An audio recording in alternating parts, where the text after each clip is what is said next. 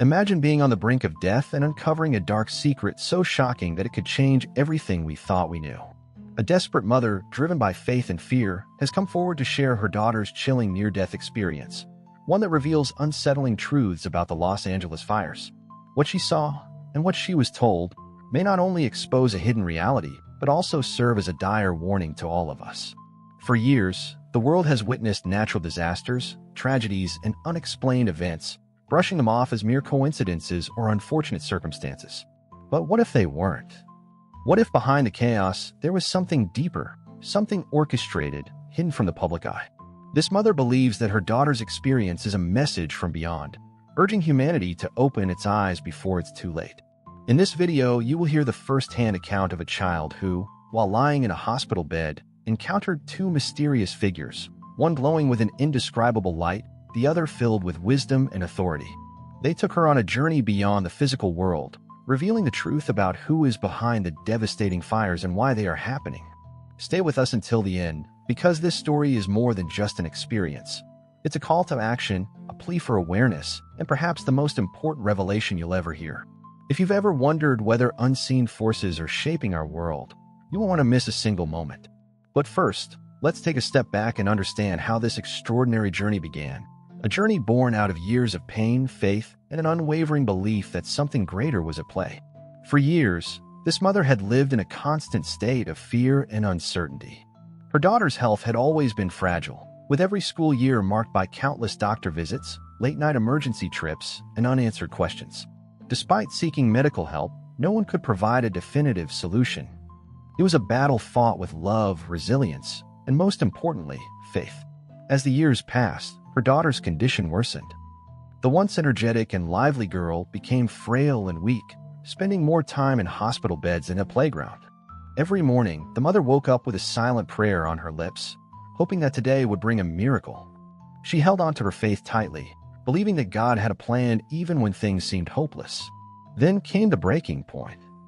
December 16, 2024, a date forever etched in her memory. That morning, her daughter's condition deteriorated rapidly.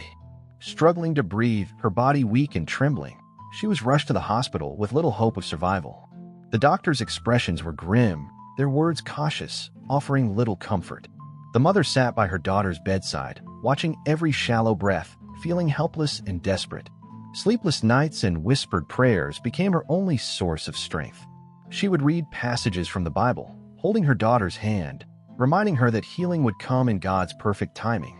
As she whispered verses of hope and healing, she couldn't help but wonder if this was all part of a divine test, a test of patience, endurance, and unwavering belief. Days passed, and each moment felt heavier than the last. But in the stillness of the hospital room, there was a glimmer of something beyond human comprehension. Every morning, after their quiet devotionals, the mother would feel a strange sense of peace, as if an unseen force was watching over them, preparing them for something far greater than they could imagine. Then, on the night of January 2nd, everything changed. Her daughter woke up with a look of urgency in her eyes and uttered words that would send chills down her spine. "Mom, something happened last night. I need to tell you." What came next would leave the mother shaken and questioning everything she thought she knew about life, death, and the unseen forces that govern our world. The mother sat frozen, her heart pounding as she listened intently to the words coming from her daughter's lips. "Mom, something happened last night. I need to tell you." There was a seriousness in her voice that sent chills down the mother's spine. Taking a deep breath, the girl recounted what she had experienced during the long, silent hours of the night, an experience so vivid, so real, that it was impossible to dismiss as a mere dream. She described how, in the stillness of the hospital room, two mysterious figures entered. One of them, dressed in white, radiated a glow so bright that she couldn't make out his face, yet his presence brought an overwhelming sense of peace. The other, an elderly man with a kind expression and a white beard, stood beside him, watching her with gentle eyes. They spoke to her softly, calling her by name and inviting her to follow them. At first, fear gripped her. But as she hesitated, she felt a sudden lightness, a sense of release from the pain and weakness that had held her captive for months. She looked down and saw something that made her heart stop, her own body, lying still on the hospital bed with her mother asleep beside her. "Mom," I stood up, but I was still lying there, she said, her voice trembling. The mother's hands tightened around her daughter's, urging her to continue. The girl explained how, without hesitation, she followed the glowing figure. As they left the hospital, she felt no fear, only an inexplicable sense of love and warmth surrounding her. They walked through corridors she had never seen before, moving effortlessly, as if guided by an invisible force. Then, suddenly, they were no longer in the hospital. She found herself in a bustling city, Los Angeles, though it felt strangely unfamiliar. She watched people moving about, unaware of her presence, their faces filled with distractions and worries of daily life. The man in white carried her effortlessly, and for the first time in a long while, she felt whole, free from the burdens of illness. But what she witnessed next left her speechless. They entered a grand hall filled with familiar faces, actors, politicians, and powerful figures she had only seen on television. Yet their expressions were filled with mockery and scorn. They laughed at the man in white, ridiculing his presence as if he were insignificant. She couldn't understand why they treated him with such disdain. With a lump in her throat, she described how the man in white, despite the jeers, stood silently, his sorrow evident. It was then that he spoke, not to the crowd, but to his companion, warning of a great destruction coming. The girl could barely comprehend the gravity of his words, but deep down, she knew they carried an urgent truth. The mother, now trembling with emotion, asked, "What happened next?" The answer would change everything. With tears in her eyes, the girl continued her story, describing how the atmosphere in the grand hall suddenly shifted. The mocking laughter faded into an eerie silence as the man in white gazed at the crowd with a sorrowful expression. Then, without warning, the scene before her changed dramatically. The once bustling city of Los Angeles erupted into chaos. Towering flames engulfed buildings, thick smoke filled the air, and the cries of terrified people echoed through the streets. Everywhere she looked, there was destruction, fires spreading rapidly, structures collapsing, and people running in desperation. Despite the calamity unfolding around them, the powerful figures in the hall still refused to acknowledge the warning. They continued their mockery, turning their backs as if denying the inevitable. She watched in horror as the man in white stood at the edge of the destruction, his face filled with an indescribable sorrow. He did not speak, but his presence carried a weight of deep sadness, as if he had seen this coming all along. The older man beside him, with a white beard, stepped forward and began to speak in a voice that resonated through the chaos.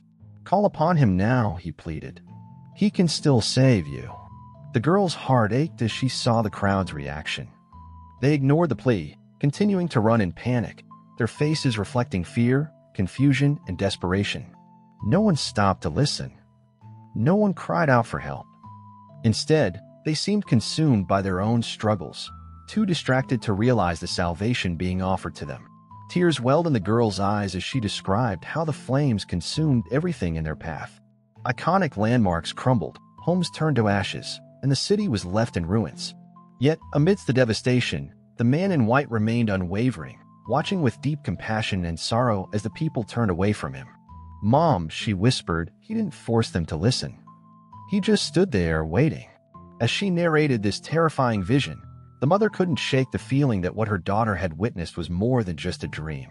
The vivid details, the emotions, and the undeniable connection to the devastating wildfires that had recently ravaged Los Angeles.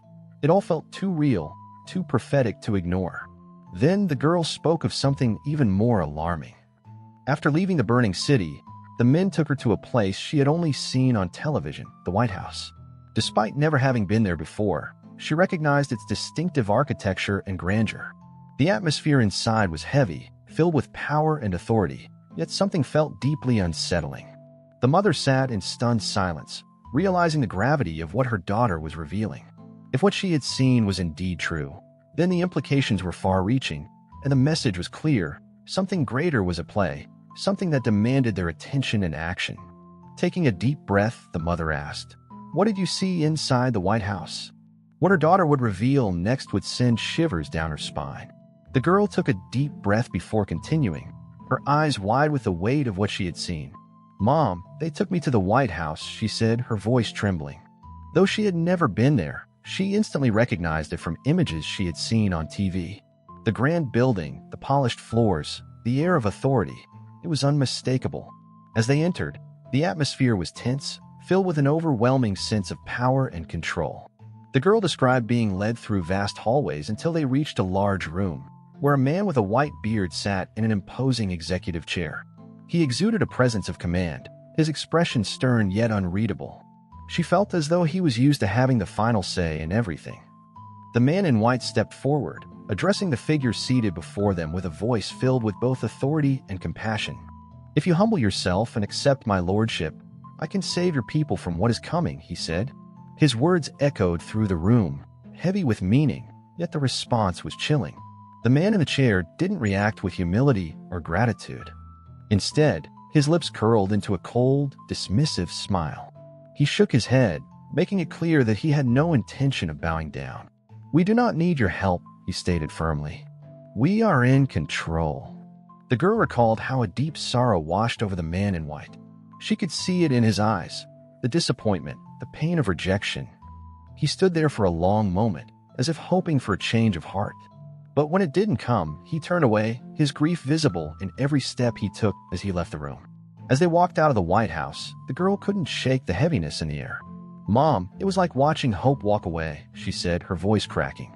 She described how the older man with the white beard followed silently, his expression somber, as if he too understood the gravity of what had just happened. The mother listened in stunned silence, realizing that this vision held a message that went beyond the fires. It was a call for humility, a plea for repentance, and a warning of what would come if it was ignored. "Mom, I think they're running out of time," her daughter whispered, a look of deep concern in her eyes. The mother knew that what she had just heard could not be kept secret. The world needed to know. But first, she needed to understand what it all meant and how it connected to the tragedies unfolding around them. The mother sat in silence, her mind racing with the weight of her daughter's words. Could this vision truly be a warning from God? Was it possible that everything they had witnessed in the news, the devastating fires, the chaos, the rising fear, was all part of a greater plan, a message ignored by those in power?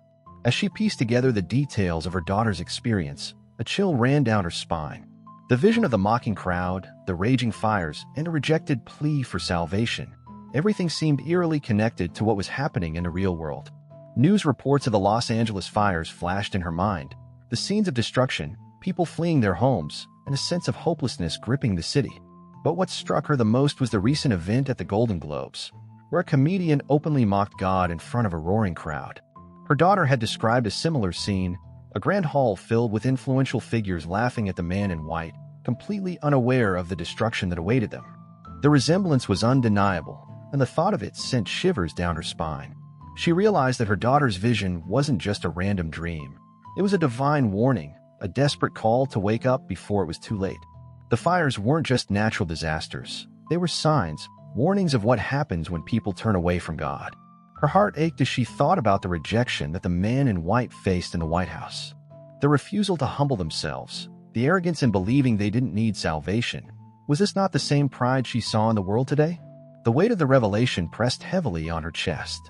Tears welled in her eyes as she whispered a silent prayer, asking for guidance. She knew now that she had to share this experience to spread the message her daughter had received. It wasn't just about the fires. It was about a deeper spiritual crisis. With a newfound sense of urgency, she resolved to speak out, to call people to prayer, and to prepare their hearts for what was to come. But the question remained, would they listen? Or would they, too, turn away and mock the truth before it was too late? With a heavy heart, the mother realized the urgency of the message her daughter had been given. This was not just a personal revelation, it was a wake-up call for the world. She understood that the vision was a plea for repentance, a final chance for people to turn back to God before the looming destruction consumed everything in its path. She could no longer remain silent. The time to act was now. With conviction, she urges everyone watching to reflect on the warning signs around them, the natural disasters, the moral decay, the rejection of faith at the highest levels of power. These were not mere coincidences. They were divine signals calling for a change of heart. Her message is clear. It's not too late to seek God's mercy. She pleads with viewers to humble themselves, to pray fervently, and to open their hearts to the truth before it's too late. The same grace that saved her daughter can bring healing and protection to others, but it requires faith, action, and a willingness to listen. The mother calls on believers to intercede for their cities, their families, and their leaders. She emphasizes the power of prayer, not as a last resort, but as the most powerful tool against the forces of darkness. She encourages viewers to stand in the gap, to be vigilant, and to spread the message of hope and salvation. As the video draws to a close, the mother's voice softens, filled with both urgency and hope. Please don't ignore this warning. Share it with those you love. Pray for our nation. Seek God while there is still time. He is waiting for us to return to Him. Pray for Los Angeles and the world. Share this message to awaken others. Subscribe to this channel for more revelations. Together, through faith and prayer, we can overcome the darkness and embrace the light of hope.